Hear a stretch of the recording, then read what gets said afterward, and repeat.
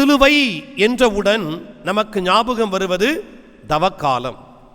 தவக்காலம் வந்துவிட்டால் சிலுவை தானாகவே உள்ளே வந்துவிடும்.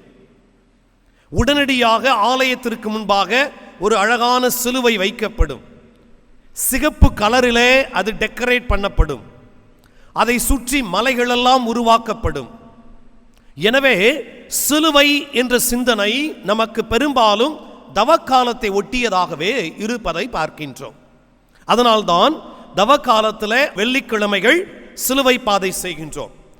அந்த சிலுவை பாதை பத்தாது என்று தினந்தோறும் திருப்பலி முடிந்தவுடன் சிறிய சிலுவை பாதை, அது 10 நிமிஷத்துக்கு மேலே போயிட்டுன்னா நமக்கு பக்குன்னு அடிக்கும். எதுக்கு இவ்வளவு நேரம் அந்த சிலுவை பாதை? சிறிய சிலுவை பாதை தினந்தோறும் காலையில். இவையெல்லாம் முடிந்த பின்பு ஒட்டு மொத்தமாக இந்த தவக்காலத்தை நிறைவு செய்யும் விதமாக பெரிய சிலுவை பாதை பெரிய வெள்ளி அன்று. ஆக இந்த சிலுவையின் எண்ணம் நம் ஒவ்வொருவருக்குமே தவக்காலம் வந்தால் மட்டுமே ஞாபகம் கொள்ளுகின்ற ஒரு விழாவாக சிலுவையாக அமைய பெற்றிருக்கிறது.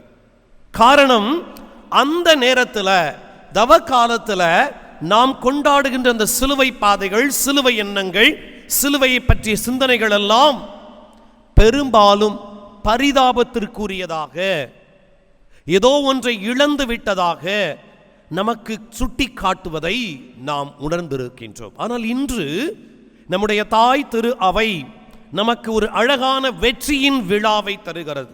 திருச்சிலுவை வெற்றி பெற்ற நாளை நமக்கு குறிக்கிறது.